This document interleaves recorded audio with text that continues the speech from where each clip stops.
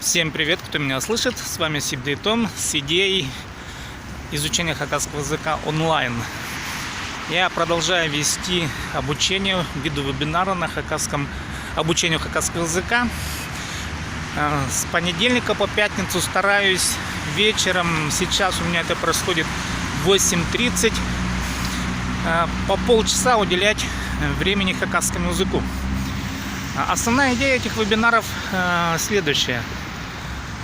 Нужно научиться, если не сформированы навыки изучения языка, нужно научиться каждый день уделять какое-то количество времени на хакасский язык. Конечно, если человек никогда в жизни не изучал, у человека не формируются навыки, лингвистические навыки, и поэтому, если вы начнете уделять время специальным образом, предположим, по полчаса на данные вебинары, то у вас сформируется привычка каким-то образом, но слушать хакасскую речь.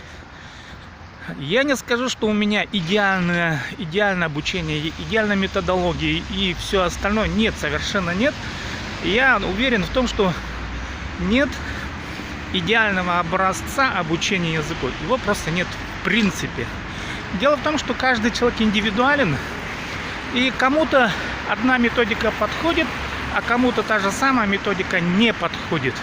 Кто-то по этой методике быстрее обучается, а второй вообще никак не обучается.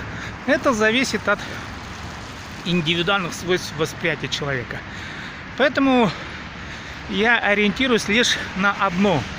Если человек не сформировал навыки изучения языка, то эти навыки должны быть сформированы. Они формируются только тем, что языку нужно уделять время специально, обязательно, какое-то количество времени. Я определил, что полчаса в принципе достаточно изначально для того, чтобы каким-то образом, грубо говоря, быть в теме, да, в теме того, что да, я пытаюсь изучить хакасский язык или изучаю хакасский язык. Каким образом я, пусть не каждый день, но в неделю несколько раз я могу пойти на вебинар и там получить какое-то, в общем, какое-то понимание, какой-то процесс, быть с теми, кто изучает хакасский язык. Вот это самая главная задача – прийти и начать что-то делать. Вот основная задача. Конечно, чем больше курсов хакасского языка, чем разнообразнее количество курсов, тем оно и лучше на самом деле. Потому что одна методика, она не может охватить эмоции всех людей. Это просто невозможно. Что у меня на курсах вы можете взять? Я на каждом вебинарном занятии обязательно читаю тексты. Читаю почему?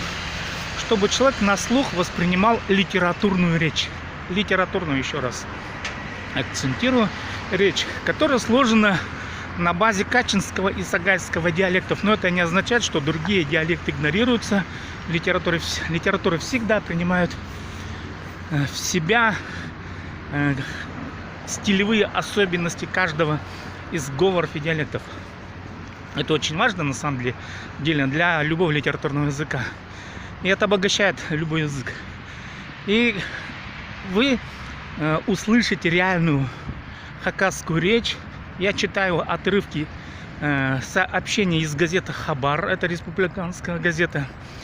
Мы читаем небольшие тексты пословиц и поговорок, загадок. И разбираем грамматические структуры. Вебинар идет где-то примерно полчаса.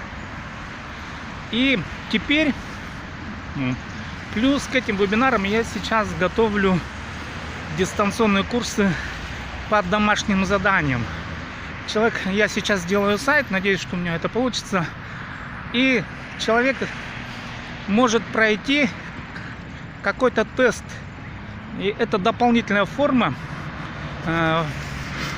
форма понимания, изучения хакасского языка, понимания своего собственного уровня. Я постараюсь сделать тесты для начинающих.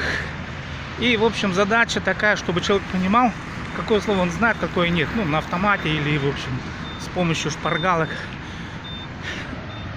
Иначе говоря, есть курсы, есть электронные курсы, есть вебинары теперь уже в интернете.